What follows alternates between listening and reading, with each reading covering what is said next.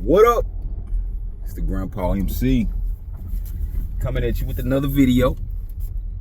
Like, subscribe, share, comment. Alright. So I was inspired to make this video by Nightcap. And just basically just the story in general. I think I tried to make a video, but it didn't come out right. But regardless, this video is about Dion Sanders and Shadur Sanders and that whole situation. Alright, so apparently Colorado lost again last night, so I guess that makes them 1-3 on the season. I could be wrong, but anyway. It's not looking good for him this year. It didn't look good for him the year before. The only year that looked okay was the first year. Well, not the first year. The second year was okay. The first year was, you know, what it was. But on Nightcap, shout out to y'all.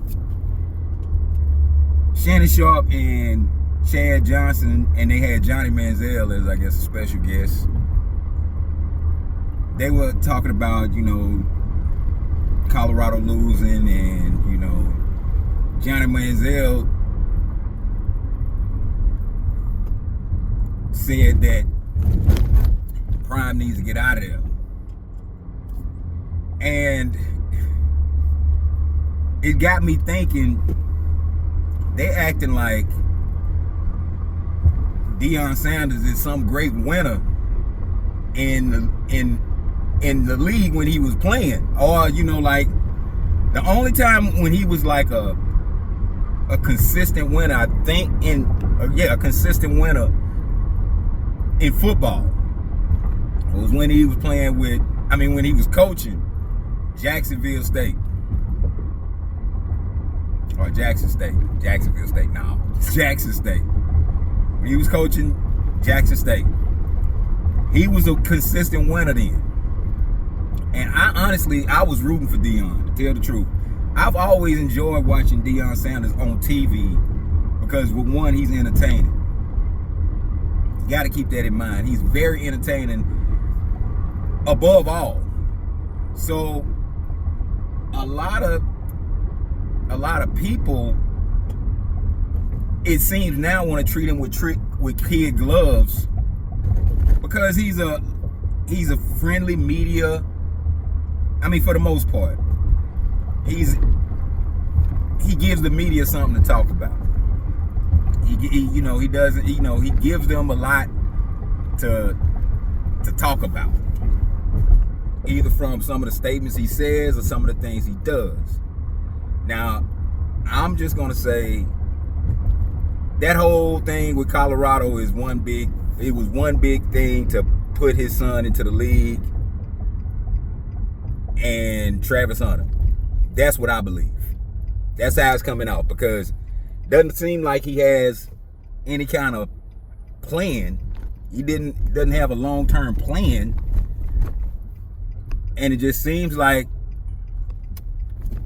he was only solely there to push his son because, you know, like I think it was the first game when they had the camera on him, he was doing his walk with his son. Like, that's part of the problem why Shadur Sanders isn't doing anything in the NFL and why he's so delusional about his position in the NFL, because just to cut away from his dad, earlier this week, they were talking Shadur, and they were asking him about, you know, I guess him playing, or, you know, his thoughts about, you know, where he is now. And he was like, well, you know, when I look at the league, when I look at the quarterbacks in the league, you know, I could go out there and do that.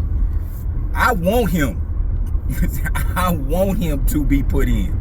Seriously, I want him to go up in there and get all that he can get, because he doesn't act like a quarterback to me. He acts like a cornerback. He doesn't act like a quarterback. He acts like a cornerback. All that all that, and he ain't even really did nothing. That's very annoying to people, and they don't want it. To me, it seems like people are not scared, but you know how you do a child that just don't know no better. That's how it is with Dion and Shadur. It seems like mostly Dion, because again, like I say, you can't discount the fact that he's this media star now. You know, like if you peeped out the Geico commercials with him and Nick Saban,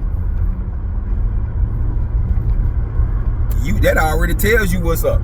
He's being endorsed by one of the greatest, if not the greatest coaches in college football.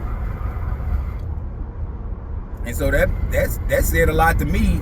Even before he even got to Colorado, he was on those commercials with Saban. So I mean, he has some kind of, it's something around him that's keeping him from like really intense scrutiny, because they talking to him, they not really peppering him with questions. Like, I guess they get tired of, you know, him going into, you know, like victim mode, because that he can do that too, him and his son. And this thing about the league hating his dad, what did when Dion was in the league, how was he hated?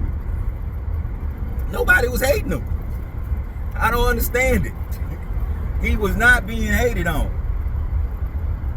Now, a lot of teams might have wanted to stay away from him as far as trying to let him coach, trying to let him be in the league coaching, because they know what comes with that. Look, man, when you always kick up dust, and I can say this from personal experience, when you kick up dust a lot for no reason, or it's the same thing again and again, people get tired of it. Like in this world, you either got a deal or you got to move on. Now they talking about him, you know, leaving Colorado.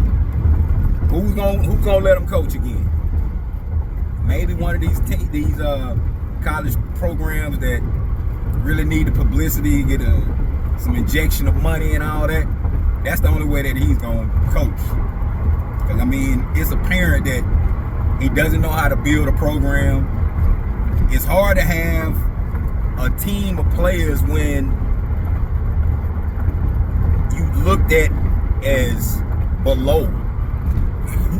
You get what I'm saying? Like, I get it that he was one of the better cornerbacks in the league, but I mean, that does that put him above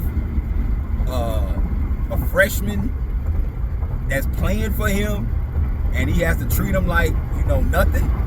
Like, I don't think that, I mean, like, I don't know. Maybe, you know, I know what a coach does in football, and I know that, you know, you're not supposed to be, you know, you can't be super friendly with players and all that, but it's just a strange situation that's going on in Colorado and Cleveland now. Shiloh is fighting for his career. I think last I heard, I forgot what team was trying him out, but Shiloh, I think, if he can control his emotions, could have a job in the league, because he was doing okay. I want to say he was doing okay, but I mean, you know, it has to be seen. But yeah, man, I thought I'd just make this video talking about the whole situation with Deion Sanders in Colorado and how they want this man to escape. Like, where is he gonna go? So anyway, that's all I got, man. Grandpa out.